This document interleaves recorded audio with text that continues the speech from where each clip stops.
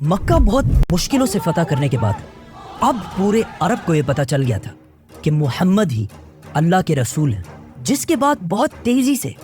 پورے عرب سے لوگ اسلام کی طرف آنے لگے اور یہ اسلامک ایمپائر پورے عرب میں پھیلنے لگی۔ اب مسلمانوں کے لیے عرب میں کوئی بھی خطرہ نہیں تھا، لیکن عرب سے باہر دنیا کی سب سے بڑی سپر پاور رومن ایمپائر عربوں کو یونائٹ ہوتے دیکھ کر بالکل بھی خوش نہیں تھی، جس کی وجہ سے پوری دنیا میں یہ باتیں پھیلنے لگی کہ بہت جلد رومن ایمپائر مسلمانوں پر حملہ کرنے والی ہے تاکہ وہ عربوں کو یونائٹ ہونے سے روک سکے۔ کچھ لوگوں نے کہا کہ رومنز 40,000 اور کچھ لوگوں نے کہا کہ 1,00,000 کی فوج لے کر رومنز مسلمانوں کی طرف بڑھ رہے ہیں، جس سے مسلمان ہر ٹائم الرٹ رہنے لگے کہ کسی بھی ٹائم رومنز حملہ کر سکتے ہیں۔ تو آخر آپ صلی اللہ علیہ وسلم نے ہجرت کے 9 سال بعد رومن ایمپائر سے جنگ کا اعلان کر دیا اور ان کے خلاف مسلمانوں کی ایک فوج جمع کرنا شروع کر دی۔ اس سے پہلے جب بھی آپ صلی اللہ علیہ وسلم کسی علاقے پر حملہ کرتے تو وہ جنگ سے پہلے کسی کو بھی یہ نہیں بتاتے کہ وہ کس پر حملہ کر رہے ہیں۔ اب حالات اتنے خطرناک ہو چکے تھے کہ آپ صلی اللہ علیہ وسلم نے پہلے سے ہی پورے عرب کو یہ بتا دیا کہ ہم دنیا کی سب سے بڑی سپر پاور رومن ایمپائر سے لڑنے جا رہے ہیں اور سب کا، ہر مسلمان کا اس جنگ میں شریک ہونا فرض ہے، اور جو مسلمان بھی اس جنگ میں شریک نہیں ہوگا اسے منافق ڈکلیئر کر دیا جائے گا۔ رومن ایمپائر اس سے کچھ ہی عرصہ پہلے پرشین ایمپائر کو ہرا کر دنیا کی سب سے بڑی سپر پاور بن چکی تھی، جس کو چیلنج کرنا امپاسبل ہو گیا تھا، اور سب کا یہ خیال تھا کہ عربی جو ابھی کچھ ہی عرصہ پہلے یونائٹ ہوئے ہیں وہ کبھی بھی رومن ایمپائر سے نہیں لڑ سکتے، اور منافقوں نے بھی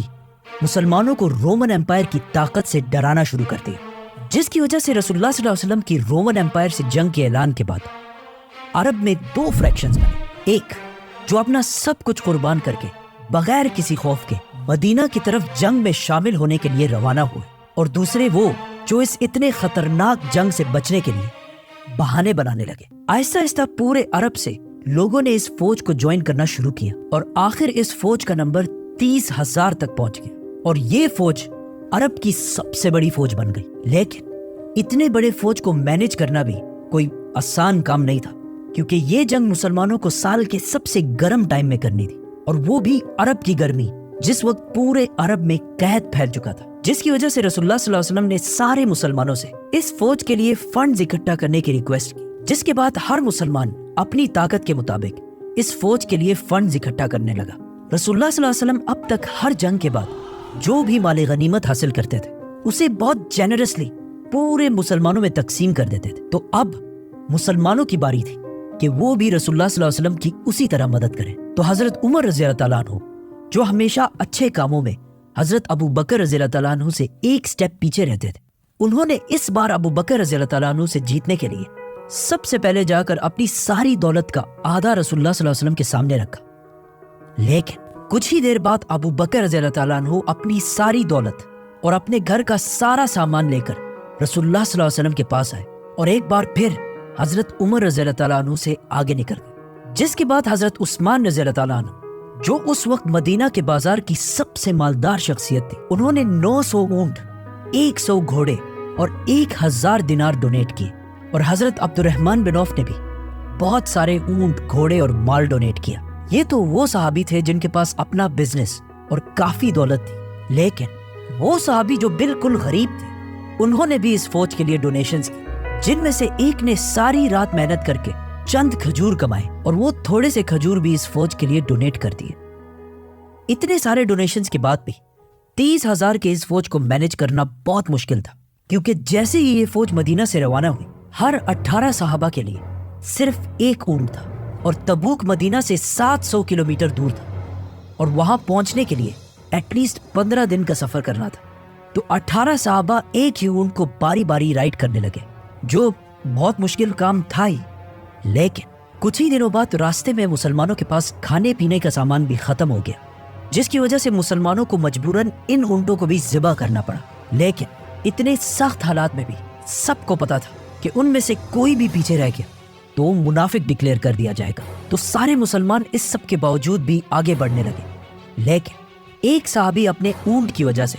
اس فوج سے پیچھے رہ گئے، ابو ذر غفاری، تو انہوں نے اپنا اونٹ وہیں چھوڑ کر پیدل تبوک کی طرف بڑھنے لگے۔ یہ فوج راستے میں آل سمود کے علاقے سے بھی گزری، जिन्होंने एक जमाने में पहाड़ों के अंदर बहुत जबरदस्त और आलीशान बिल्डिंग्स बनाई थी। इनकी तबाही को देखकर मुसलमानों का ईमान और मजबूत हो गया, लेकिन आप सल्लल्लाहु अलैहि वसल्लम ने इस इलाके के पानी को यूज करने से मना कर दिया। आखिर 15 दिन बाद मुसलमान फाइनली तबूक पहुंच गए।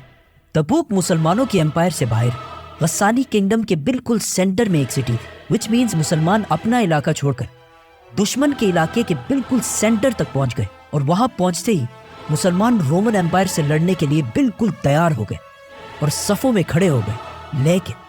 काफी टाइम इंतजार करने के बाद भी नथिंग,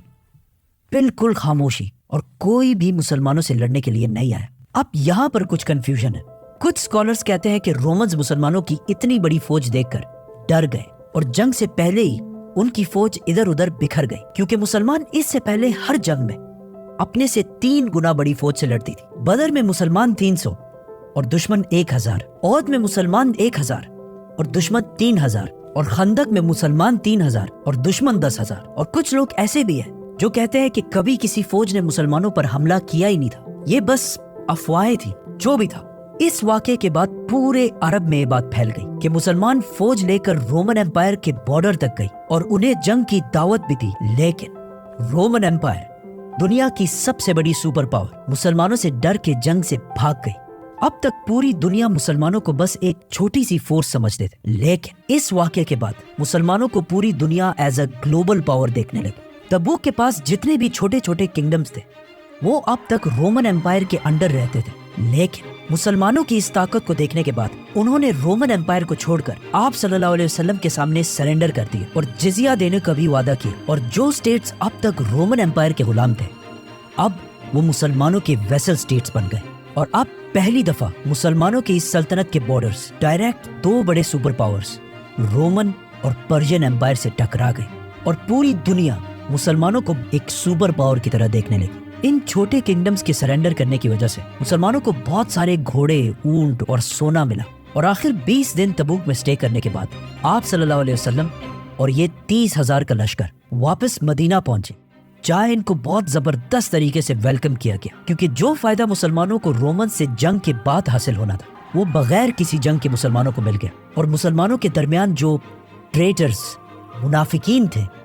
वो भी सारे मुसलमानों के सामने आ गए। मदीना पहुंचने के बाद बाकी सारे अरब कबीले भी इस्लाम कबूल करके इस एम्पायर में शामिल हो गए और पूरा अरब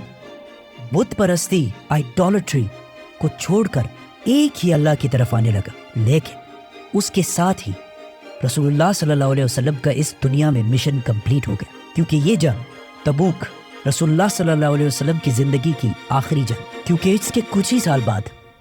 आप सल्लल्लाहु अलैहि वसल्लम की जिंदगी का आखिरी दिन है।